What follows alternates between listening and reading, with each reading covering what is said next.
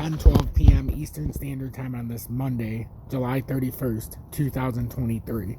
I'm XRP Future Millionaire, and I reside in the great state of Michigan. So a lot of bad news here, ladies and gentlemen. And as I'm about to come on, the XRP price dumped down to about 68 cents before I could even do what I wanted to do with this story. But we had some bad news here today. And on the back of XRP with the 1 billion XRP being released from escrow, it's culminating right now, and it's a bad thing that it's a bad precedent being set today. So breaking Ripple ruling rejected by federal judge. So we'll go into the chart real quick before we get into this, but this is all coupling or culminating with the charts and XRP having a bit of a downturn. It actually negatively affected the entire market. And now it's having a little bit of a correction here. Nothing major, but I just want everybody to see XRP came down. It hit the bull flag support again here, right around 673. It hit it right about 675. If we come through here, our next support is going to be the bottom of this uptrending support. And this is the second area that we have on our bull flag, as you all know who watch my channel. So that's where we're at right now. It fell back within the horizontal support we hit right now. If we come through that, we would come down a little bit farther, as far as 65 cents possibly. But if we break this, we know. Just pay attention. We know this. We're aware of this. The wider pattern here, if we take it out from the daily, we have this. Well, let's see it in the weekly. It'll be easier.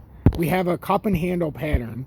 To come down and properly build a bullish handle, technically we could come all the way down to the 585, retest the double top breakout, and that's exactly where it would create the inverted right arm in the weekly. We also have a golden cross right now in the weekly, so it makes perfect sense to come down there if we break the bull flag. Now, I'm not saying it's going to happen because we are within the bull flag, but what I am telling you is I'm more cautiously aware now with the news that came out, with the 1 billion coming out of escrow, that we could in fact have a flash drop down there, and I wouldn't be surprised.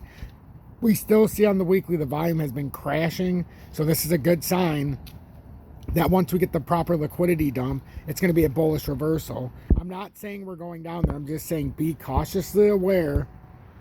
If it does go down there, don't let that scare you. Like, don't let that be the panic moment. Like, uh-oh. Like right now, don't let this be the panic moment. We have all those variables we've talked about.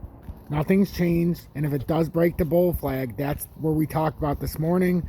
We've talked about it all week. We've talked about how if we break up the targets, but we also talk about the breakdown targets. So now we have to be consciously aware, as I said. Makes me nervous that we're coming into the escrow dump tomorrow. Actually, in about an hour and 45 minutes, it'll be online. They can do it whenever, starting in an hour and 45 minutes here on the East Coast, technically. And it'll add 1 billion to the circulating supply. And then between that and what happened with the federal judge, now that we know what's going on in the charts, so the federal judge, the breaking news here is Ripple ruling rejected by federal judge. In a surprising twist to the ongoing Securities and Exchange Commission SEC case against Ripple, U.S. District Judge Rakoff has repudiated a significant aspect of Judge Annalisa Torres's ruling. U.S. District Judge Jed Rakoff, who is overseeing the Securities and Exchange Commission SEC case against Terraform Labs, has rejected an approach used in last month's ruling in the SEC's case against Ripple Labs. This decision stands in contrast to the verdict by U.S. District Judge Annalisa Torres in the Ripple case, where a significant distinction was drawn based on how the tokens were sold. According to the summary of the Ripple verdict, coins sold directly to institutional investors were considered securities, while those sold through secondary market transactions to retail investors were not. However, this differentiation has now been rejected in the ongoing Terraform Labs case. This now puts the Ripple ruling into question. Judge Rakoff is choosing not to differentiate cryptocurrencies based on how they are sold. In other words, he's stating that the method of sale, whether directly to large institutional investors via secondary market transactions to retail investors, shouldn't affect whether or not those coins are considered securities. The implications of this legal stance have already begun to ripple through markets. In an immediate reaction, shares of Coinbase dropped 3%.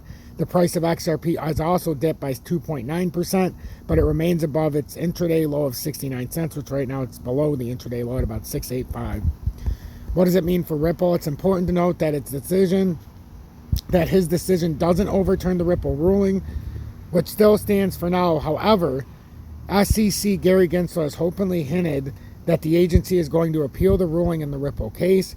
Rakoff's ruling provides an alternate interpretation of how cryptocurrency should be classified, taking into account other properties of the given asset instead of the manner of sale. If Rakoff's view is found persuasive by the court hearing Gensler's appeal, it could potentially bolster the SEC's argument for broader regulations of cryptocurrencies. With that being said, the appeals court could still maintain the original ruling even in light of Rakoff's decision. Alice Tabaka Morris is a crypto blah blah blah. So that's what happened today. That's the breaking news, and it has had a ripple effect as we've seen with the XRP price. And we talked about it when we first started this.